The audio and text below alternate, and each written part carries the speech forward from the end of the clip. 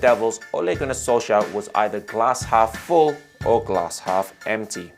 That was how divided the fan base was when Ole was at the wheel. Now it's fully empty with him gone after another chastening defeat at Watford. It was a high-scoring 2 days of football, as you can see from these results. But Ole Gunnar Solskjaer's sacking overshadowed everything, including Arsenal's 4-0 loss at Liverpool. A nouveau-rich Newcastle are still winless after 12 games. Now, let's speak to a Devil. So Kavin, tell me, are you relieved Ole is gone? Yes, I am relieved, but I'm also sad because I want to see Ole kind of, succeed in the club because, he's a fan as well, and, he's a club legend, and we wanted to see that happen, but unfortunately it didn't. I'm relieved that, it's 4 weeks too late, but, at least it happened. You compare managers as well. Ole spent about 441 million and did not get the results that were supposed to be. When Van Gaal and Mourinho were there, it almost felt like we didn't want to watch United anymore because it was boring. It was, the DNA was not there. The way we play the wings, with the attacking, counter-attacking football, that was just not there. When Ole came in, what he did was he changed the club. We were excited again. He gave us tremendous highs. There were lows, yes. When he was low, it was low. But when he was high, it was high. And it was, that's what we live for in a football club. That's what we want to watch as a fan. And yeah, I mean, the results have not been great. And I get it. I understand it. And, it's right that he left the club for the sake of the club and for the sake of himself. Yeah, but you got to think about all those heavy defeats as well. Last season against Tottenham Hotspur, this season against Liverpool, and especially Watford. Eizwan, who's tailor-made for the Old Trafford hot seat? Zidane, he didn't take a lot of time in Real Madrid to make a huge impact. He won 3 back-to-back UCL titles, and especially when you've got Ronaldo and Varane in the team. I actually heard a lot of fans, United fans, saying that Pochettino, and some of them, they don't want Pochettino. And Kevin, I don't know about you, but I think because I'm an Arsenal fan, right? So I watch the game every time Arsenal go to White Hart Lane. I get scared, Or even Anfield. When you go to Anfield, you're scared, no? I mean, dude, Anfield is horrible. It's for any Anfield for any team even.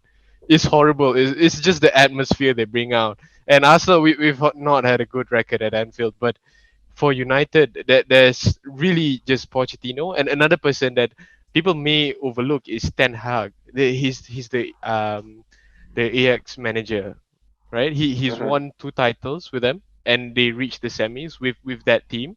Now imagine what he can do with United's current team. As an Arsenal fan, we're kind of baffled in a way where you had the opportunity to sign Conte, who is a defensive masterclass, and you would think Ole would go when they lost at home at Liverpool. At Old Trafford against Liverpool and at home against City. You think as a big club as United, right? You think either one of those games he would get, he would resign by that time. But no. Apparently it was the Watford game, which leaves Conte out of. I mean, Conte didn't want the Spurs job. We knew that, but Spurs offered him power, a lot of control. It enticed Conte, so Conte did went to Spurs. But I think the right fit right now for United would be either Pochettino or Ten Hag. Zidane, for me, he doesn't want the job, right? If you don't want the job, fine, move on. Like, go. It's okay. I know Pochettino did PSG and he won the League. But here's the thing: a plank of wood nailed to the bench would do the same job, right? It's PSG. Like, how easy is that league? If you got unlimited money in the league where it's easy, yeah, I can do that job. In the Premier League, he has won 0 trophies, same as Ole Gunnar Solskjaer, and that comparison might be too much for him.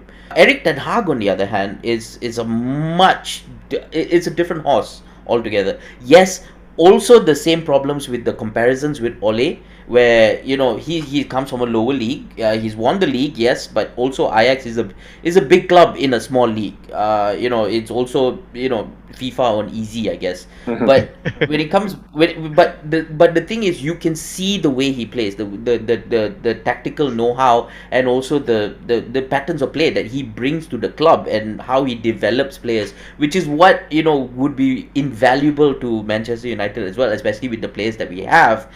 We need to develop them further, because that's the only thing that I think the only step that Oli kind of failed in a little bit. So yeah, for me, Ten Hag would be, you know, in front, then Pochettino as well. Would he be the ideal manager? Yeah, of course. But here's the thing. This is why I think the board has come out and said that, look, we'll get a caretaker, we'll get an interim, then we'll get a manager. Look, and I'm happy that by the end of the season, maybe the possibility of getting Ten Hag is much higher. The possibility of getting Pochettino is much higher as well, because these managers are not just going to leave the club and say, oh no, I'm out, I'm just going to go to Manchester United. When Ole was booed at Vicarage Road, we saw Bruno Fernandes stand up for him and point towards the players as a reason for the loss. Has he got a point? Yes, 100%. He does have a point. I mean, the players look. I mean, I don't. It's a great mystery, right? How these players who played really well in the second half of last season and the second half of the previous season, they did really well. Harry Maguire, Luke Shaw, great for England in the Euros, and again, okay, let's not talk about Albania and the other smaller teams, but they did really well in the Euros, and then they came back, and then it's just yeah. And then we have Fred, who plays really well in the Brazil team. If suddenly Conte comes in United now, the first signing would be a new wingbacks, like wingbacks. That would be the new signings. And Yes. and United right now, they don't have quality wingback. Yeah, you have Luke Shaw, who's been performing really well from the attacking front.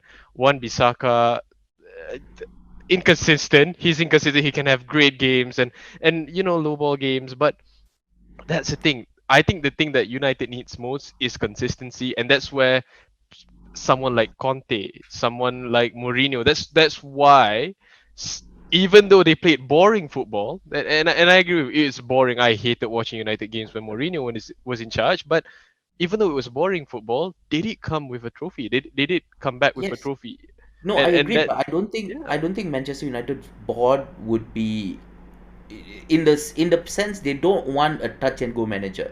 They don't want a manager that comes in, wins trophies, and leaves. That's not what they want. Harry Maguire's performances have been pathetic, and against Watford, he got himself sent off for a silly challenge. Should the new manager take the armband off him? It's not working right now. That's the problem. Taking the armband off can do one of two things. Can light a fire in him, or it can diminish that fire. It's one of two ways. Look, we don't know Harry Maguire personally. We don't know how he works. But I believe that at the minimum, he needs to be dropped. So does a few players in that team, including Bruno Fernandes, who needs to be dropped. I'm not saying take them out of the team completely and put them in the reserves. I'm just saying that, look, give them a rest, give them a break, give them time to kind of work things out and come back stronger than ever. Yeah, actually, I disagree. Maguire should stay captain for United forever. He's a club legend. I love him. I mean, if you're a captain, if you're a club captain, especially, this is actually somehow I felt like this was similar to Arsenal's Xhaka situation. I don't know if you know. Yeah, he had a red card. He was captain, and then he was ear cupping to the fans. He was ear cupping to the fans. And Maguire is similar but a bit different. But I think taking the armband of Xhaka during Arsenal's time, it relieved a lot of stress from him. You might think it would either demotivate him or put a fire to him, but I think taking the armband off him would release a lot of pressure that he has. As you imagine coming into a big club like United, right? United is probably, I hate saying this, but they're probably the biggest team in the world. You've got a big a big fan base. People are constantly trying to get you, and Maguire is target number one. And that's the thing. If you release him off that pressure, I think he will be terrific. Because Shaka, ever since he wasn't captain, I'm starting to miss him on the pitch. Like you can feel Shaka's not there on the pitch. But before this, we just wanted him to get a red card, just like you guys did against Watford. But yeah, I think Maguire should be stripped of the captaincy.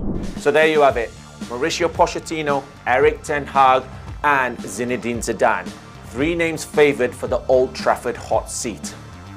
We will see in due course who gets the job.